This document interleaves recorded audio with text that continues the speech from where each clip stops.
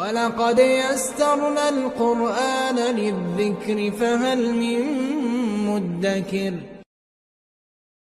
ہماری اس محفل کے مہمان خصوصی تشریف فرما ہیں۔ اب بلا تاخیر میں دعوت خطاب دیتا ہوں استاد محترم، استاذ العلماء والخطباء، خطیب العصر، مبلغ اسلام، حضرت علامہ مولانا محمد شاہ نواز فاروقی صاحب کو کہ وہ اپنے خطاب سے ہمارے قلوب کو منور فرمائیں۔ خطیب العصر حضرت علامہ مولانا محمد شاہ نواز فاروقی صاحب۔ الحمدللہ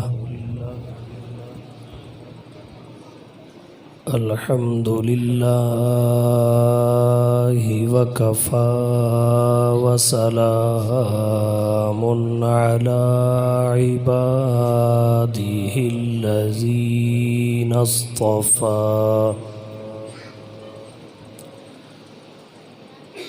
اما بعد فاعوذ باللہ من الشیطان الرجیم۔ بسم اللہ الرحمن الرحیم۔ ورتل القرآن ترتیلا۔ وقال اللہ تعالی فی مقام آخر وما ارسلنا من رسول الا لیطاع باذن اللہ۔ سبحان ربک رب العزة عما یصفون وسلام علی المرسلین والحمد للہ رب العالمین۔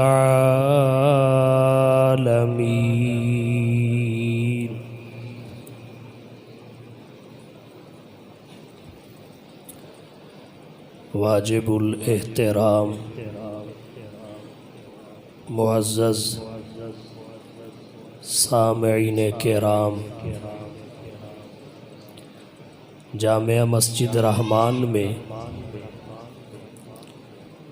نماز تراویح میں قرآن کریم کی تکمیل کا موقع ہے۔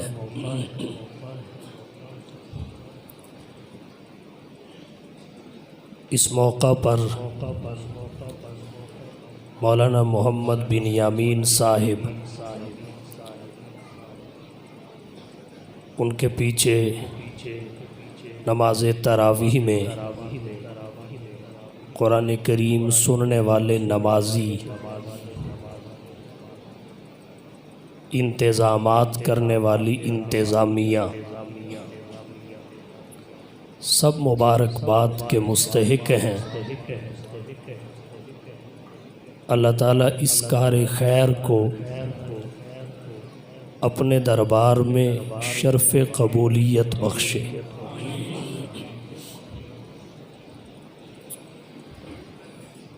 عزیز بھائیوں، کم و بیش 18,000 مخلوقات میں افضل اور اشرف مخلوق انسان ہے۔ اللہ کی سب سے زیادہ نعمتیں اسی کو عطا ہوئی ہیں۔ اللہ فرماتے ہیں هو الذی خلق لکم ما فی الارض جمیعا۔ وہ اللہ وہ ہے جس نے تمہارے لیے وہ سب کچھ بنایا جو زمین میں ہے۔ اللہ نے اپنی انگنت نعمتوں سے انسان کا اکرام کیا ہے۔ اللہ کی لاتعداد نعمتیں بلا شبہ انسان کو نصیب ہوئیں، مگر سب سے بڑی نعمتیں دو قرار پائی، جن میں ایک قرآن ہے اور دوسری نعمت صاحب قرآن ہے۔ سوال پیدا ہوتا ہے، قرآن اور صاحب قرآن سب سے بڑی نعمتیں کیوں ہیں؟ وہ اس وجہ سے ہیں کہ اللہ نے قیامت تک کے لیے ہدایت کو انہی دونوں سے باندھ دیا ہے، قرآن سے اور صاحب قرآن سے۔ قرآن کے علاوہ کوئی آسمانی کتاب محفوظ نہیں ہے، صاحب قرآن کے علاوہ کسی نبی کی تعلیمات محفوظ نہیں ہے۔ کتابوں میں قرآن محفوظ ہے، نبیوں میں سیرت صاحب قرآن محفوظ ہے۔ اب انہی دو سے قیامت تک ہدایت ملے گی اور کوئی راستہ آپشن نہیں ہے، اور ہدایت سب سے قیمتی خزانہ ہے۔ جسے ہدایت مل گئی اسے سب کچھ مل گیا، اور جو ہدایت سے محروم رہا بادشاہت بھی حاصل ہو گئی، اسے کچھ نہ ملا۔ اللہ نے ہدایت قرآن اور صاحب قرآن سے جوڑ دی، اس لیے ان جیسی دوسری کوئی نعمت نہیں ہے۔ اہل اسلام کو چاہیے قرآن اور صاحب قرآن کی قدر پہچانے۔ قرآن کتابوں میں عظیم ہے، صاحب قرآن نبیوں میں عظیم ہے۔ قرآن پر وحی ربوبیت ختم ہے، صاحب قرآن پر سلسلہ نبوت ختم ہے۔ قرآن آسمانی کتابوں کا ناسخ ہے، صاحب قرآن جمیع انبیاء کے خاتم ہے۔ قرآن ذو الاعجاز ہے، صاحب قرآن صاحب معراج ہے۔ کتابوں میں فقط قرآن کو رحمت قرار دیا گیا، وَنُنَزِّلُ مِنَ الْقُرْآنِ مَا هُوَ شِفَاءٌ وَرَحْمَةٌ لِّلْمُؤْمِنِينَ۔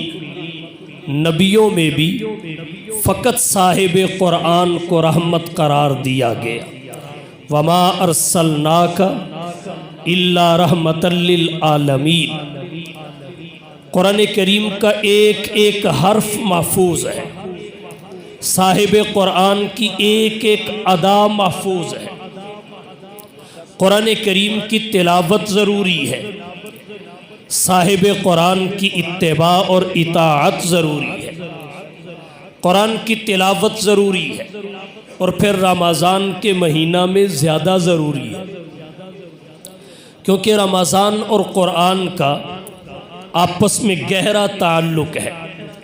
رمضان قرآن میں آیا، شہر رمضان، قرآن رمضان میں آیا، الذی انزل فیہ القرآن۔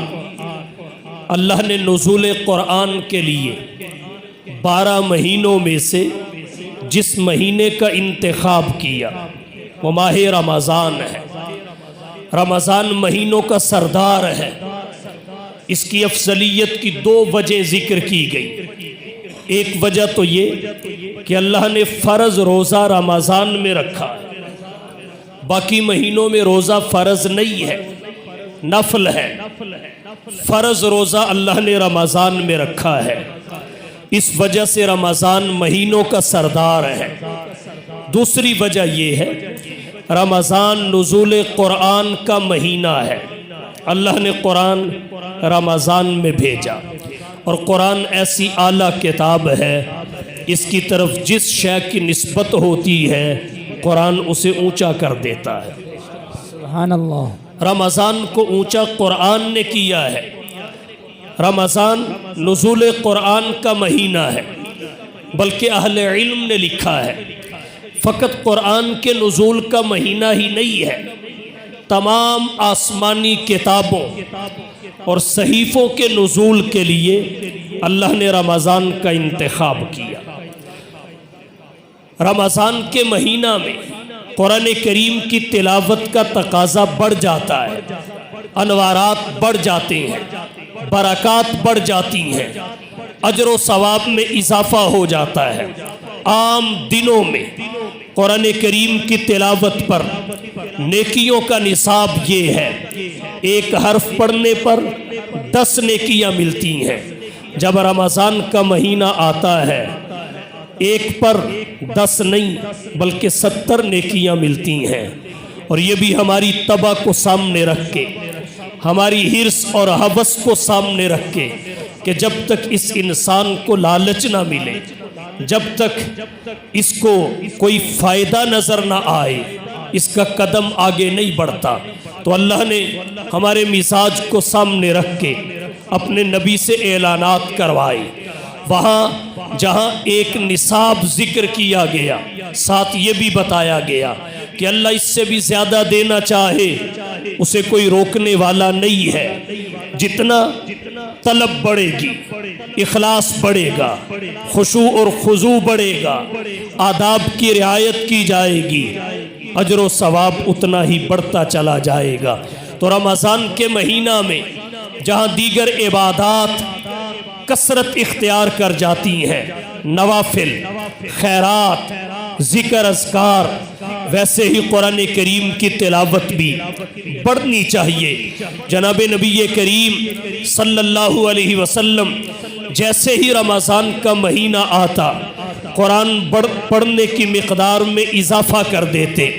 روایات میں آتا ہے ہر رمضان میں جبریل آسمان سے اترتے تھے، حضور صلی اللہ علیہ وسلم کے ساتھ دور کرتے۔ دور کا مطلب یہ ہے دو شخصیات میں سے ایک دوسری کو سنائے، پھر دوسری پہلی کو سنائے، ہر ایک دوسرے کو سنائے بھی، ہر ایک دوسرے کا سنے بھی، اسے دور کہتے ہیں۔ رمضان کے مہینہ میں حضور سرور عالم صلی اللہ علیہ وسلم جبریل کے ساتھ قرآن کریم کا دور کیا کرتے تھے، اور جس سال حضور صلی اللہ علیہ وسلم اس دنیا سے رخصت ہوئے، انتقال فرمایا، اس سال آنے والے رمضان میں ایک مرتبہ نہیں، آپ نے 2 مرتبہ جبریل کے ساتھ قرآن کریم کا دور کیا۔ یہاں سے پیغام یہ ملتا ہے کہ رمضان کے مہینہ میں جہاں دیگر نفلی عبادات میں اضافہ ہو جاتا ہے، قرآن کریم پڑھنے میں بھی اضافہ کر لینا چاہیے۔ اللہ کے نبی صلی اللہ علیہ وسلم عام دنوں کی بنسبت قرآن زیادہ پڑھا کرتے تھے۔ اگر کوئی قرآن پڑھنا نہیں جانتا، قرآن کریم کو سننا شروع کر دے۔ قرآن پڑھنا بھی عبادت ہے، قرآن کا سننا بھی عبادت ہے، قرآن کا پڑھنا بھی نبی کی سنت ہے، قرآن کا سننا بھی نبی کی سنت ہے، قرآن کے پڑھنے پہ بھی اجر و ثواب ہے، قرآن کے سننے پر بھی اجر و ثواب ہے۔ قرآن کریم وہ کتاب ہے جس کی تلاوت انسان کے دل سے زنگ کو دور کر دیتی ہے۔ حضرت عبداللہ بن عمر رضی اللہ تعالی عنہ راوی ہے، نبی کریم صلی اللہ علیہ وسلم نے فرمایا جیسے لوہے کو زنگ لگتا ہے ویسے قلوب کو بھی زنگ لگ جاتا ہے۔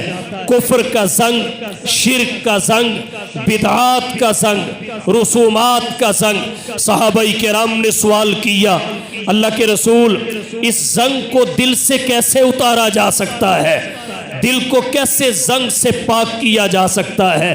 اللہ کے نبی نے فرمایا 2 چیزیں ہیں جو دل کے زنگ کو دور کرتی ہیں۔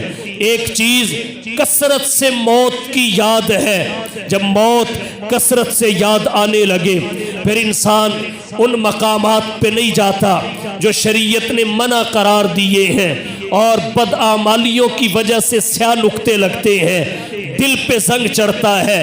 موت کی یاد یہ زنجیر ہے، انسان کو گمراہی کی طرف نہیں جانے دیتی۔ موت کی یاد بریک ہے جو انسان کو نفسانی خواہشات سے روک لیتی ہے۔ اگر موت کی یاد ہمہ وقت بندے کو آتی رہے تو بندہ قبر کی سوچتا ہے، دنیا کے بنگلے کی نہیں، آخرت کی سوچتا ہے، فقط دنیا کے کاروبار کی نہیں۔ تو آمینہ کے لال محبوب رب ذوالجلال نے فرمایا موت کو کثرت سے یاد کرنا قلوب کے زنگ کو اتار دیتا ہے، اور دوسری چیز تلاوت قرآن ہے جو دلوں کے زنگ کو دور کرتی ہے، اسے دلوں کی پالش قرار دیا گیا ہے۔ تو اللہ کے نبی نے قرآن کریم کو پڑھنا دلوں کی پالش اور زنگ کو اتارنے والا نسخہ قرار دیا ہے۔ قرآن کریم کی تلاوت کو معمول بنائیے، پڑھنا بھی عبادت، سننا بھی عبادت۔ کوئی شخص قرآن کریم کے ساتھ جب مضبوط تعلق قائم کر لیتا ہے، اللہ کے نبی نے فرمایا القرآن حجت لک او علیک، قرآن میدان محشر میں تیرے حق میں بھی حجت ہو سکتا ہے، تیرے مخالف بھی گواہی دے سکتا ہے۔ یہ انسان کے حق میں حجت کب بنے گا؟ جب انسان اس کے حقوق ادا کرے، تقاضے پورے کرے، اس کے اوامر اور نواہی کو بجا لائے۔ تو اس لیے قرآن پڑھنا یہ زندگی کا معمولات بنانا، معمولات میں شامل کرنا چاہیے۔ اور پھر رمضان کے مہینہ میں نماز تراویح میں قرآن پڑھنا، رمضان کے مہینہ میں نماز تراویح میں قرآن سننا، اس کے بارے میں تو واضح ہے کہ رمضان اور قرآن قیامت کے دن مسلمان کی سفارش کریں گے۔ رمضان کہے گا پروردگار میں نے اسے کھانے سے روکے رکھا، پینے سے روکے رکھا، بیوی سے دور رکھا، اور یہ میرے ادب اور احترام میں، تیرے حکم کی عظمت میں ان سب چیزوں سے چاہت اور ضرورت کے باوجود دوری اختیار کیے رہا۔ پروردگار میری سفارش اس کے حق میں قبول فرما۔ اللہ قبول کر لیں گے۔ پھر قرآن بولے گا پروردگار میں نے بھی اسے ایک وقت تک بستر سے دور رکھا، یہ کھڑا ہو کے مجھے پڑھتا رہا یا سنتا رہا۔ یہ روایت خاص تراویح کے بارے میں ہے، پڑھتا رہا یا سنتا رہا، میری سفارش کو اس کے بارے میں قبول و منظور فرما۔ رمضان اور قرآن دو ایسے سفارشی ہیں، اللہ کی عدالت میں ان کی سفارش مسترد نہیں ہو۔ سبحان اللہ، سبحان اللہ۔ یہ جس کے حق میں بول پڑیں گے اللہ اسے بخش دیں گے، یہ جس کے حق میں بول پڑیں گے اللہ اس کے لیے جنت کا دروازہ کھول دیں گے۔ انہیں حق میں بلوانے کے لیے ہمیں بھی کچھ کرنا پڑے گا۔ اور یہاں ایک بات اور کہتا ہوں، قرآن گو ختم ہو چکا ہے، نماز تراویح میں قرآن کریم کی تکمیل ہو چکی ہے نماز تراویح میں، لیکن ابھی تراویح باقی ہے۔ جب تک عید کا چاند نظر نہیں آ جاتا تراویح اس وقت تک پڑھی جائے گی۔ یہ سنت مؤکدہ ہے اور اس کی تاکید ختم قرآن سے بھی زیادہ ہے۔ تو آج کے بعد تراویح سے چھٹی نہیں ہے۔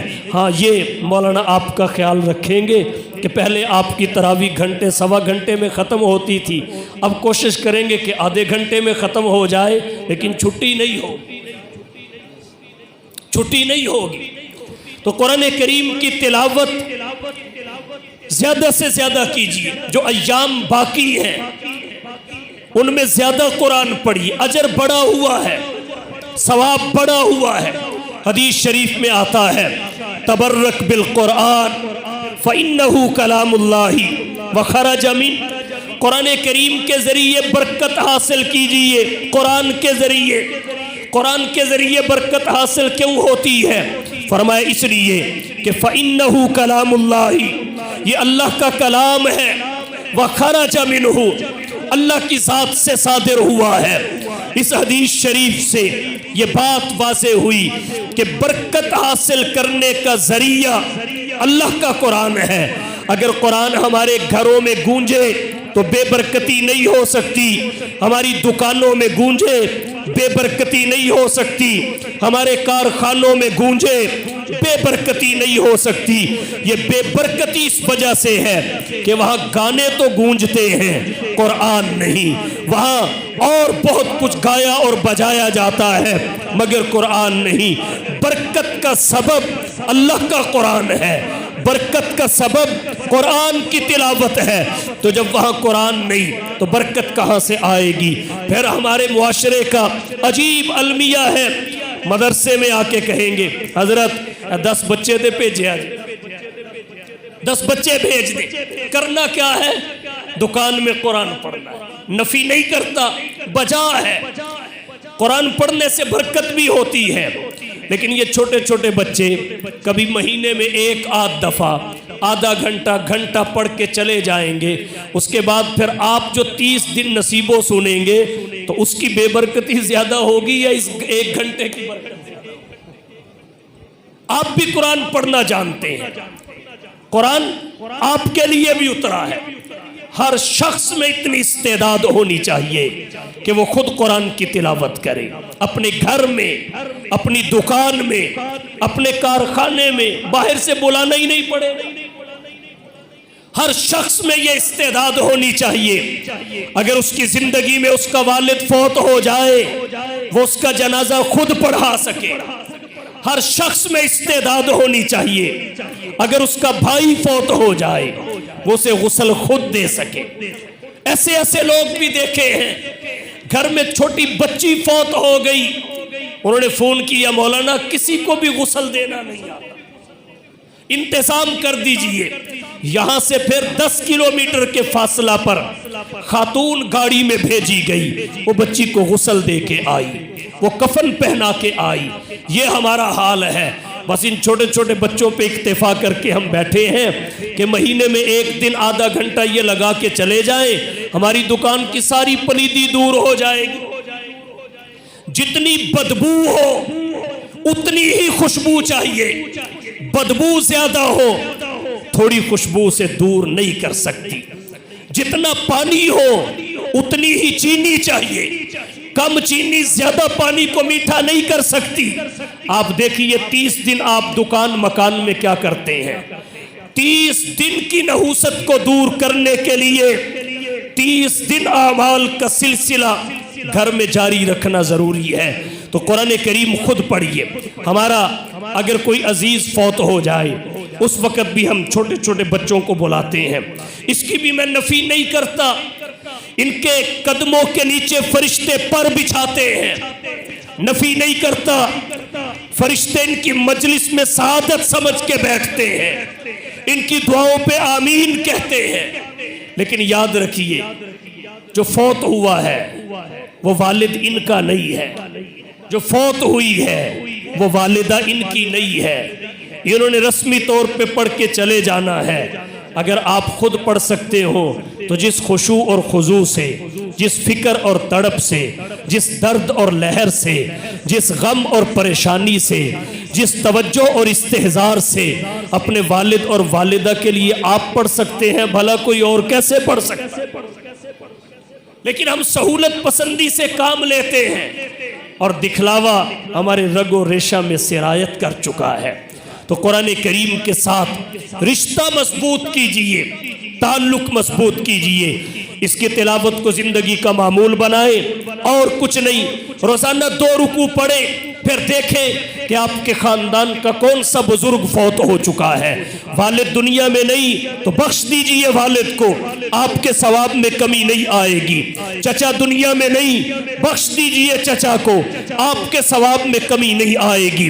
کوئی رشتہ دار رخصت ہو چکا ہے، بخش دیجئے اس رشتہ دار کو، پڑھنے والے کے ثواب میں کمی نہیں آئے گی، کیونکہ ثواب وہ ساتھ دیتی ہے جس کے ہاں گنتی کی کوئی حیثیت نہیں ہے، ثواب وہ ساتھ دیتی ہے جس کے خزانے میں کوئی کمی نہیں ہے، وہ عمل کرنے والے کو بھی اتنا ہی دیتی ہے، جس کے لیے کیا جائے اسے بھی اتنا ہی دیتی ہے۔ سبحان اللہ، نعرہ تکبیر، عظمت قرآن، عظمت قرآن، نعرہ تکبیر۔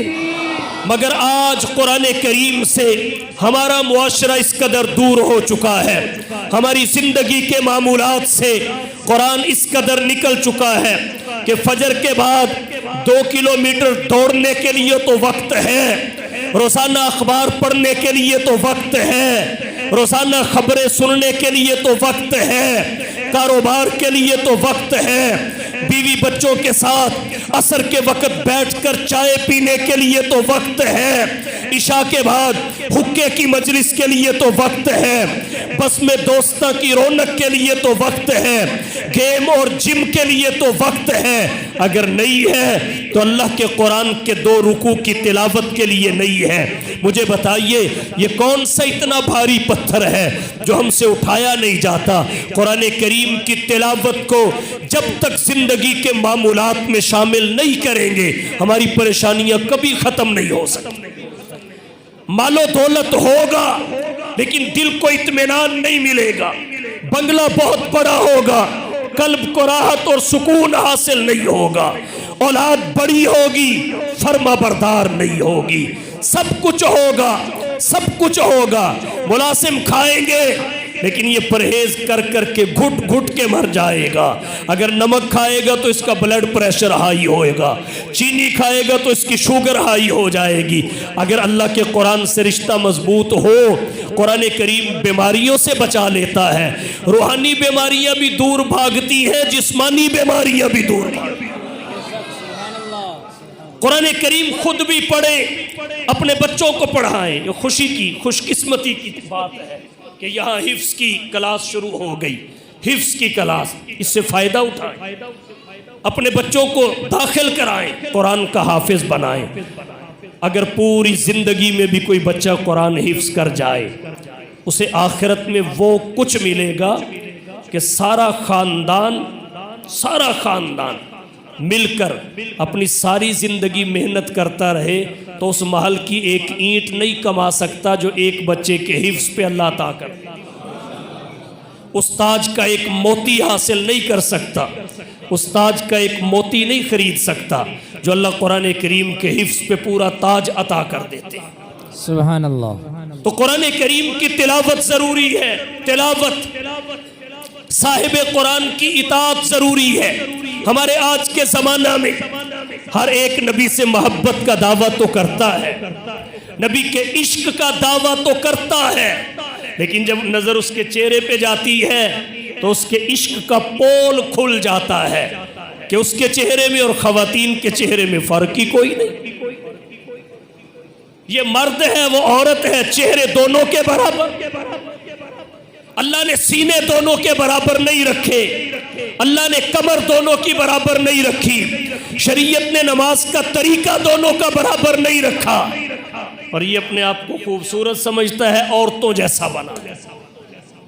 امیر شریعت سید عطا اللہ شاہ صاحب بخاری رحمت اللہ علیہ کے بارے میں سنا ہے، وہ کسی جگہ تشریف فرماتے کسی کے گھر میں، تو شاہ صاحب رحمت اللہ علیہ کی داڑھی تھی، زلفیں تھی، نورانی چہرہ تھا، وجیح شخصیت تھی۔ ایک بچہ گھر سے نکلا، اس نے شاہ صاحب کو دیکھا، وہ دوڑ کے اپنے والد کی جھولی میں گر گیا، والد کلیم شیو تھا خیر سے، وہ والد کی جھولی میں گر گیا، تو والد نے شاہ صاحب کو ٹچ کر، شاہ صاحب تواڈے تو بال بھی ڈر دے نے، والد نے شاہ صاحب کو ٹچ کر کی، شاہ جی تواڈے کو بال بھی ڈر دے نے۔ وہ کہنے لگا ہاں ڈرنا چاہیے، بالا نو پتہ ہے کہ میں مرد ہاں، جدو مرد دا روب سامنے آئے پھر انہیں ماں سمجھ کے تیری چوڑی جے سر رکھ چڑے، جب اس نے مرد کا روب دیکھا تو ماں سمجھ کے تیری جھولی میں سر رکھ دیا، کیونکہ تو مرد لگتا ہی نہیں نا۔ عرض میں نے یہ کیا، قرآن کریم سے تعلق مضبوط کیجئے، قرآن سے، صاحب قرآن کی اتباع اور اطاعت کیجئے۔ میں کہا کرتا ہوں عشق کے دعوے میں کوئی کمی نہیں، اتباع اور اطاعت سے اس حد تک کورے کہ نبی کے فرمانے پر ہمارے ٹخنے بھی ننگے نہیں ہوئے، نبی کے فرمانے پر ہمارے ٹخنے بھی ننگے نہیں ہوئے، اور انگریز بدبخت کو دیکھ کر ہم نے یہ گھٹنے بھی ننگے کر لیے. ہمارا مسلمان، ہمارا آج کا نوجوان ماؤں بہنوں میں وہ چھوٹی سی کچھی پہن کے پھرتا ہے جسے نکر کہتے ہیں، گھٹنے ننگے ہیں. یہ سطر ہے، اس کا چھپانا فرض ہے. جب تک یہ گوڈا ننگا رہے گا تب تک گناہ لکھنے والے فرشتے کا قلم حرکت میں رہے گا. یہ فیشن نہیں ہے، یہ روشن خیالی نہیں ہے، یہ فیشن نہیں ہے، یہ جہالت ہے. یہ روشن خیالی نہیں ہے، یہ تاریکی ہے. یہ ترقی نہیں ہے، یہ تنزلی ہے. یہ تنزلی ہے، یہ بے حیائی ہے. کتنے المیے کی بات ہے. نبی کہے ٹخنے ننگے کر لو، یہ نوجوان ننگا نہ کرے. اور پھر انگریز کو دیکھ کے اس کی ساری پنڈلیاں ننگی، اس کے گھٹنے بھی ننگے.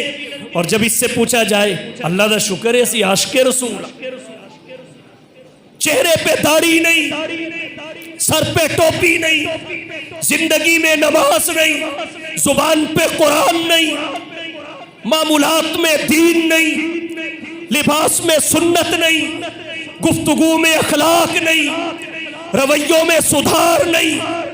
پوچھا جائے تو جی ہم عاشق رسول. بھائی کدھر کا عشق؟ عشق دعویٰ ہے، اس کی دلیل اتباع سنت ہے. عشق مقدمہ ہے، اس کا گواہ اطاعت رسول ہے.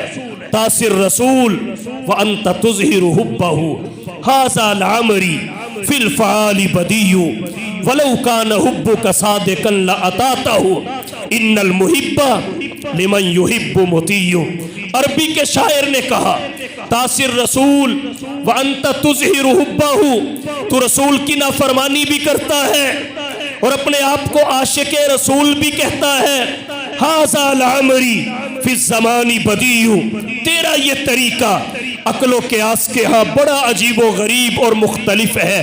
وَلَوْ كَانَ حُبُّكَ صَادِقًا لَأَطَاعْتَهُ، اگر تو نبی کا سچا محب ہوتا لَأَطَاعْتَهُ تو نبی کی بات مانتا، اطاعت کرتا. کیوں؟ فرمایا اس لیے کہ ان المحب لمن یحب مطیع، محب تو محبوب کی ایک ایک ادا پہ جان دے دیتا، ایک ایک ادا پہ جان دے دیتا ہے. محبت کسے کہتے ہیں؟ دخول صفات المحبوب علی البدل، دخول صفات المحبوب علی البدل من صفات المحب. محبوب کی صفات کا محبوب کی صفات کا محب میں اتر جانا، یہ محبت ہے. صحابہ کو نبی سے محبت تھی، ان کے بال نبی جیسے، انہیں نبی سے محبت تھی. ان کا لباس نبی جیسا، انہیں نبی سے محبت تھی. ان کا بولنا نبی جیسا، انہیں نبی سے محبت تھی. ان کا کھانا نبی جیسا، انہیں نبی سے محبت تھی. ان کا پینا نبی جیسا، انہیں نبی سے محبت تھی. ان کا اٹھنا نبی جیسا، انہیں نبی سے محبت تھی. ان کا ایک ایک معاملہ نبی جیسا، ان کی نماز نبی جیسی، ان کی صلاۃ نبی جیسی، ان کی تلاوت نبی جیسی. اور اس کے باوجود انہوں نے دعویٰ نہیں کیا ہم عاشق رسول ہیں. اللہ نے دنیا کو خود بتایا یہ عاشق رسول ہے. سبحان اللہ. نعرہ تکبیر، عظمت صحابہ، شان صحابہ، نعرہ تکبیر. ان المحب لمن یحب مطیع، محب محبوب کی ایک ایک ادا پر جان دے دیتا ہے. ایک محبت کسے کہتے ہیں؟ محبوب کی پسند کو پسند کرنا، خواہ وہ خود کو ناپسند ہی کیوں نہ ہو. محبوب کی پسند کو پسند کرنا، خواہ وہ خود کو ناپسند ہی کیوں نہ ہو. محبوب کی ناپسند کو ناپسند رکھنا، خواہ وہ خود کو کتنی ہی پسند کیوں نہ ہو. اسے محبت کہتے ہیں. اور یہ محبت صحابہ نے نبی سے کی ہے.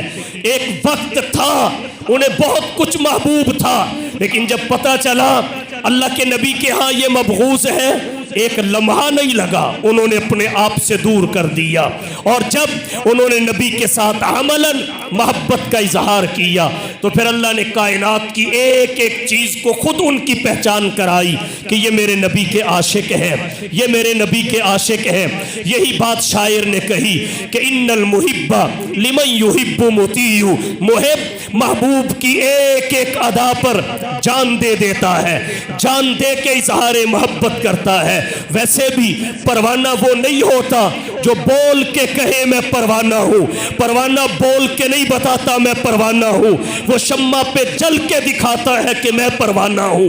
عاشق بول کے نہیں کہتا میں عاشق ہوں، وہ نبی کی سنت پہ چلتا جاتا ہے، شریعت پہ عمل کرتا رہتا ہے، نبی کی عادات کو اپناتا جاتا ہے، وہ اپنے کام میں لگا ہوتا ہے، اللہ اپنا کام کرتے ہیں، کائنات کے ذرے ذرے کو اس کی پہچان کرا دیتے ہیں کہ یہ میرے پیغمبر کا عاشق ہے، اس کا احترام کیا جائے، یہ نبی کا محب ہے، اس کی عزت کی جائے۔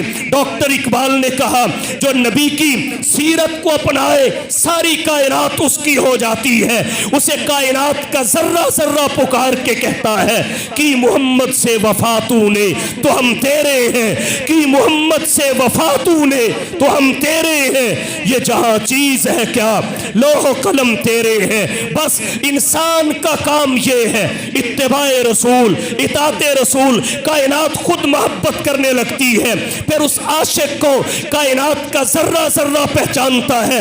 تاریخ کی کتابیں اٹھا کے دیکھیے، حضرت عمر بن خطاب کے رکے کو نیل کی ریت اور مٹی نے پہچان لیا، حضرت عمر کا پیغام ہواؤں نے پہنچایا، ان کے درے سے زمین کا زلزلہ رک گیا، ان کے کپڑے کو دیکھ کے مدینہ کے پہاڑ سے نکلنے والی آگ بجھ گئی، عثمان بن عفان سے عرش کے فرشتوں نے حیا کیا، حضرت علی المرتضی رضی اللہ تعالی عنہ کے ایک ٹھوکر کے سامنے خیبر کا قلعہ ریت کی دیوار ثابت ہوا۔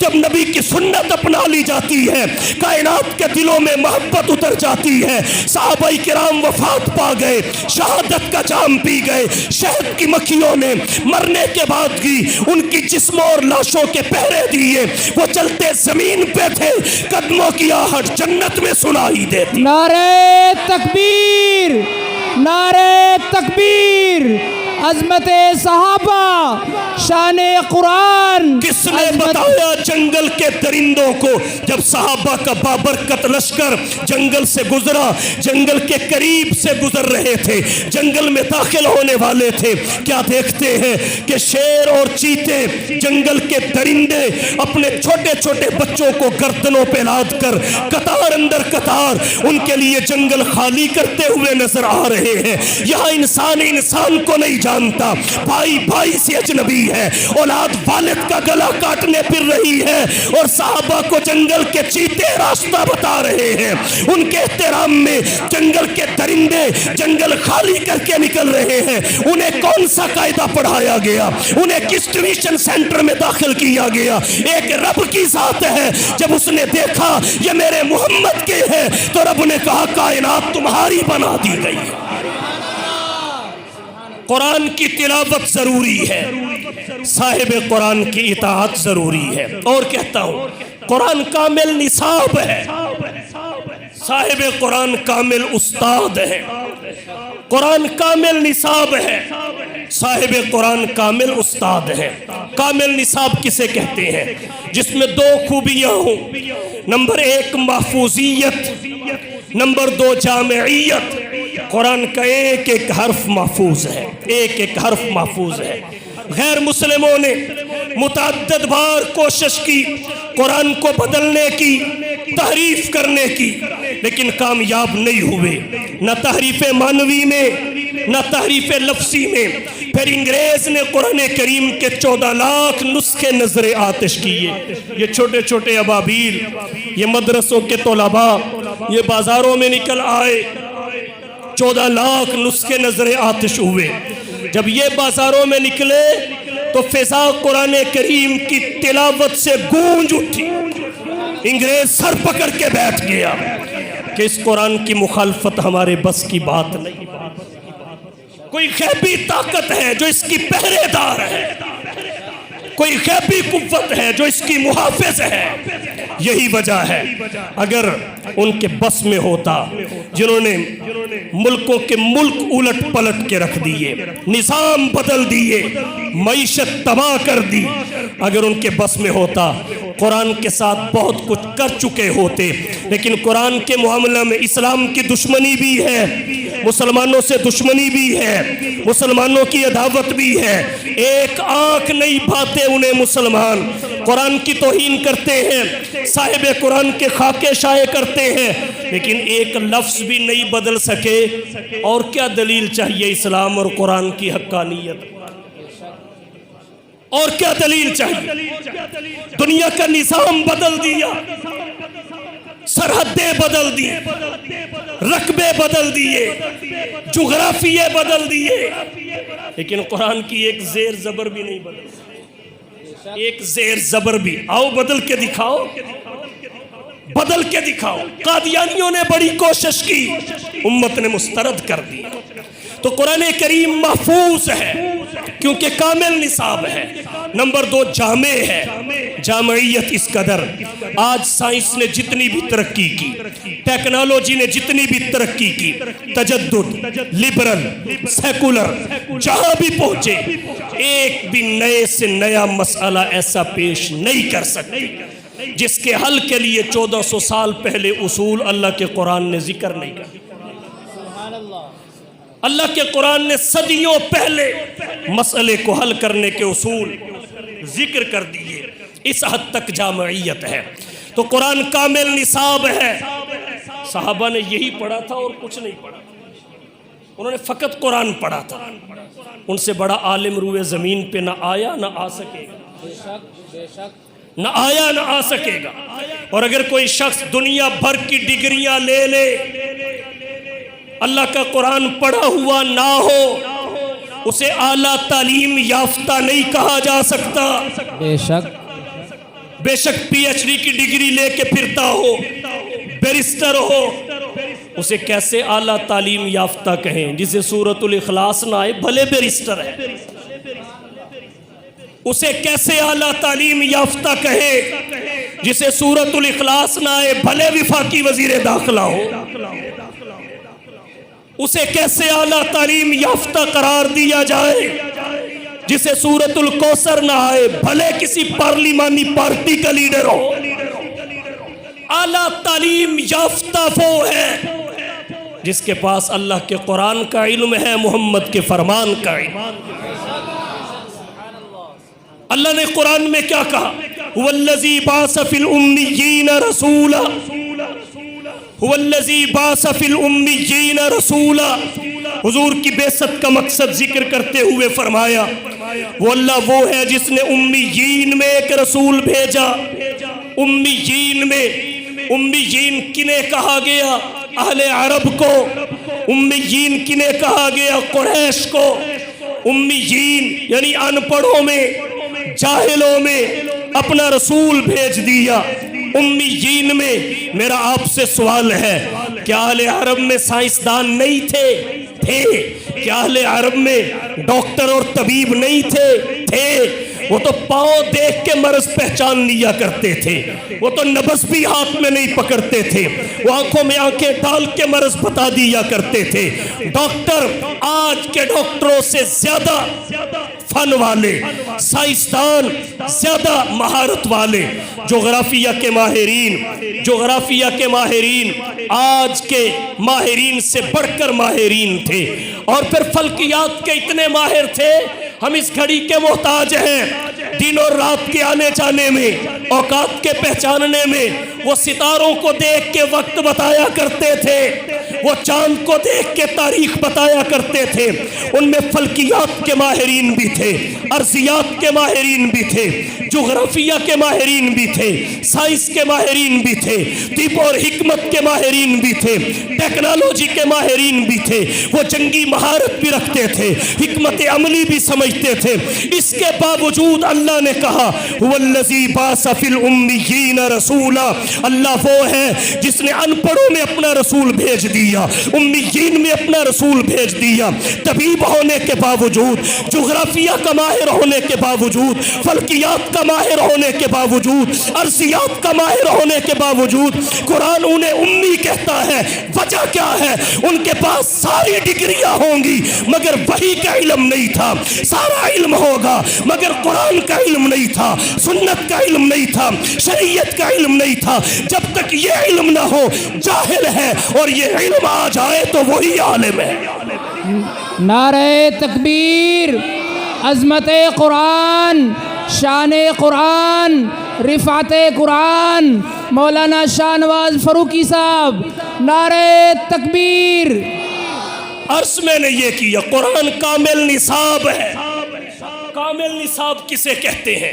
جس میں دو کوالٹیاں ہوں، دو خوبیاں ہوں۔ نمبر ایک محفوظیت، نمبر دو جامعیت۔ قرآن کامل نصاب ہے، حضور کامل استاد ہے، معلم کائنات ہے۔ کامل استاد کسے کہتے ہیں؟ جس میں چار خوبیاں، جس میں چار خوبیاں ہوں۔ نمبر ایک اس کا علم کامل ہو، نمبر دو اس کا عمل بھی کامل ہو، نمبر تین اس کا حلم بھی کامل ہو، نمبر چار اس کی شاگردوں سے محبت بھی کامل ہو۔ اور یہ چاروں خوبیاں حضور کی ذات گرامی میں بطریق اتم پائی جاتی ہیں۔ آپ کا علم اتنا کامل، فرمایا اوتیت علم الاولین والآخرین، مجھے اولین و آخرین کے علوم عطا کیے گئے۔ فرمایا اوتیت جوامع الکلم، مجھے جامع کلمات عطا کیے گئے۔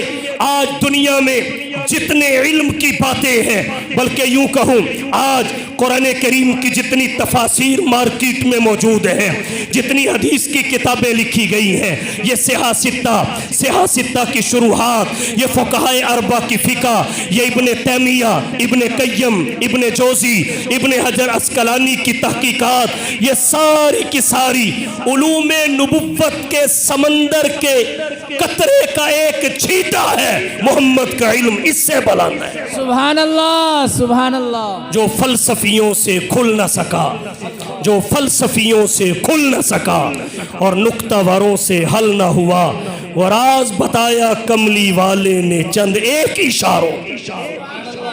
علم کامل، عمل بھی کامل۔ دنیا کے فلاسفر پیچھے رہ گئے، دنیا کے لیڈر پیچھے رہ گئے۔ ان کا علم اور تھا، عمل اور تھا، ان کا قول اور تھا، فعل اور تھا، ان کا قال اور تھا، حال اور تھا۔ لائبریری اور تھی، لیبارٹری اور تھی، تھیوری اور تھی، پریکٹیکل اور تھا، لیکن حضور سب سے آگے نکل گئے، اس لیے کہ جو آپ کا علم تھا اس پر 100% عمل تھا۔ آپ کا عمل بھی کامل، پھر آپ کا حلم بھی کامل۔ حلم کہتے ہیں حوصلے کو، تحمل کو، برداشت کو۔ حضور کی برداشت دیکھیے، آپ کی برداشت دیکھیے۔ ایک تو یہ کہ آپ معلم کائنات تھے، آپ دنیا کے سینٹر میں آئے، دنیا کے وسط میں آئے، ساری دنیا کے انسان آپ کی طرف لپکے، اب آپ درمیان میں بیٹھے ہوئے ہیں پڑھانے کے لیے، اطراف عالم سے لوگ کھینچے آ رہے ہیں مصطفیٰ کے پاس پڑھنے کے لیے۔ پڑھانے والا ایک ہے، پڑھنے کے لیے جو آئے وہ متعدد ہیں، پھر جیسے وہ متعدد ایسے ہی ان کے مزاج بھی مختلف، ان کی طبیعتیں بھی مختلف، ان کی زبانیں بھی مختلف، ان کے علاقے بھی مختلف، ان کی نفسیات بھی مختلف، ان کے شعبے بھی مختلف، ان کے مزاج بھی مختلف اور ان کے اخلاق بھی مختلف۔ سب کے سب حضور کے پاس آئے، ہر اعتبار سے اختلاف رکھنے والے، हुजूर से मुतअद्दिद बार सवाल किया गया। अब इसने सवाल किया, थोड़ी देर के बाद वही किसी और ने कर दिया, फिर वही किसी और ने कर दिया। हुजूर ने इसे भी समझाया, उसे भी जवाब दिया, उसे भी जवाब दिया।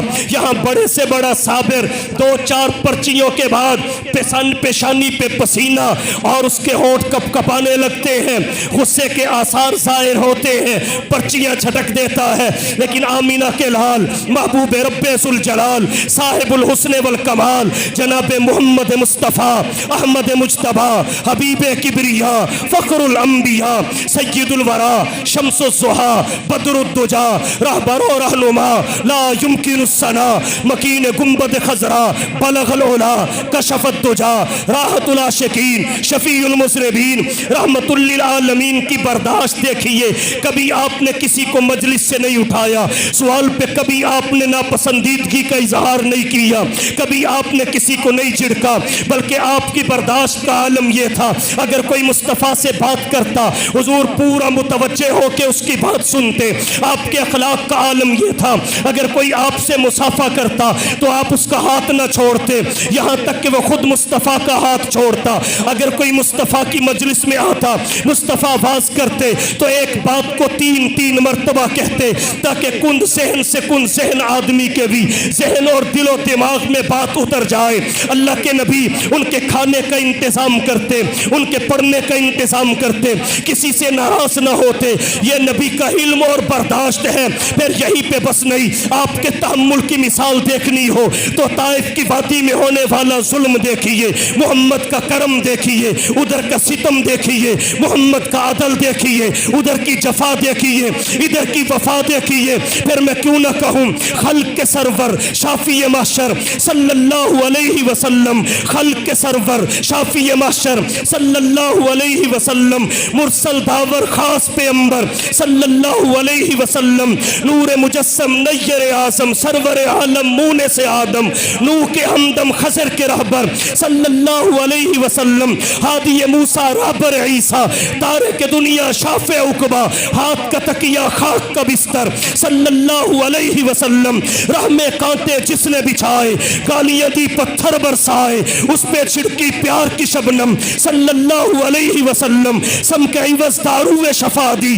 तान सुने और नेक दुआ दी, जख्म सहे और बख्शा मरहम सल्लल्लाहु अलैहि वसल्लम, बहरे सखावत काने मरवत आईने रहमत शाफी उम्मत, मालिक जन्नत कासिम कौसर सल्लल्लाहु अलैहि वसल्लम, दौलत दुनिया खाक बराबर, हाथ के खाली दिल के तवंगर, मालिक किश्वर तख्त अफसर सल्लल्लाहु अलैहि वसल्लम। नारे तकबीर, शरे मुस्तफा हजरत अल्लामा शानवात फारूकी साहब, नारे तकबीर। आपका इल्म भी कामिल, आपका इल्म भी कामिल, आपका इल्म भी कामिल, अमल भी कामिल, इल्म भी कामिल, शागिर्दों से मोहब्बत कितनी कामिल। दिन को पढ़ाते थे, रात को मुसल्ला बिछा के अल्लाह के सामने रो के उनकी कामयाबी के लिए अल्लाह को मनाते भी थे, मनाते भी थे। तो कुरान कामिल निसाब है, साहिब कुरान कामिल उस्ताद है। अल्लाह ने कुरान भी एक मकसद के लिए नाजिल किया, साहिब कुरान को भी एक मकसद के लिए भेजा। उस मकसद को समझने की ज़रूरत है। अल्लाह का मंशा नुज़ूल कुरान से क्या है, बेसत साहिब कुरान से क्या है।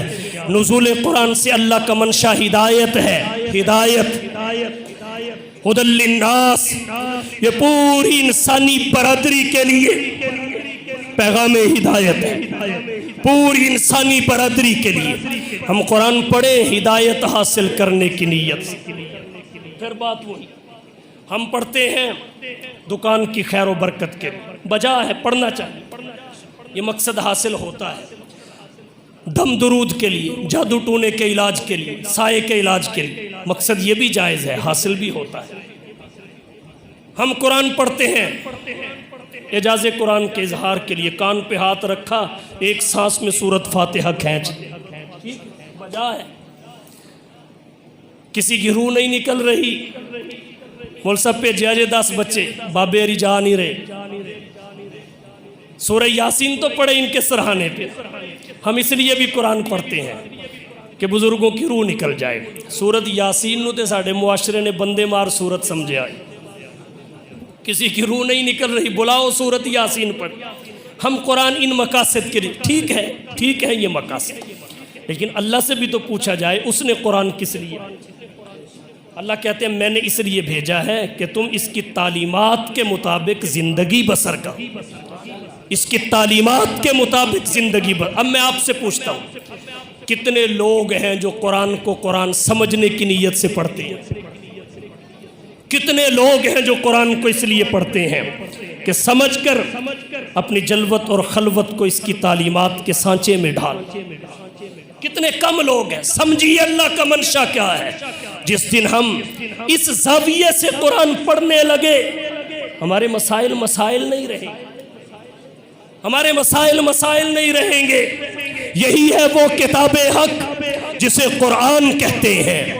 یہی ہے وہ کتاب حق جسے قرآن کہتے ہیں، جسے فرقان کہتے ہیں، جسے برہان کہتے ہیں. یہی ہے وہ کہ جس کا منتظر سارا زمانہ تھا، رسولوں کی زباں پر جس کا نغمہ تھا، ترانہ تھا. تعارف یہ کراتی ہے خدا بن تعالیٰ کا، رسولوں کا، قیامت کا، حبیب حق تعالیٰ کا. نہ کچھ تحریف کا خطرہ، نہ خطرہ کچھ خیانت کا، نہ کچھ تحریف کا خطرہ، نہ خدشہ کچھ خیانت کا. خدا پاک خود ضامن ہے اس کی حفاظت کا. اسی نے بھید کھولا ہے نبوت کا، خلافت کا. اسی نے راز بتلایا ہے قوموں کی امامت کا. تو نزول قرآن سے اللہ کا منشا یہ کہ اس کی تعلیمات کے مطابق انسان زندگی بسر کرے. اور بعثت صاحب قرآن سے منشا کیا ہے؟ حضور کو کیوں بھیجا؟ اس لیے کہ دنیا آپ کی اطاعت کرے، آپ کو مقتدا مانے، پیشوا مانے، رہبر اور رہنما مانے. اور اسی میں ہماری نجات ہے. گر نقش قدم تیرے مشعل نہ بنے ہوتے، گر نقش قدم تیرے مشعل نہ بنے ہوتے، رہبر بھی لٹا ہوتا، رہ رو بھی لٹے ہوتے. اس لیے یہی کہہ کے اجازت لے رہا ہوں. آؤ دوستو ایک کام کریں، آؤ دوستو ایک کام کریں، اسوہ مصطفیٰ کو عام کریں. جن سے ہوتا ہے زمانے میں اجالا ان چراغوں کا اہتمام کریں.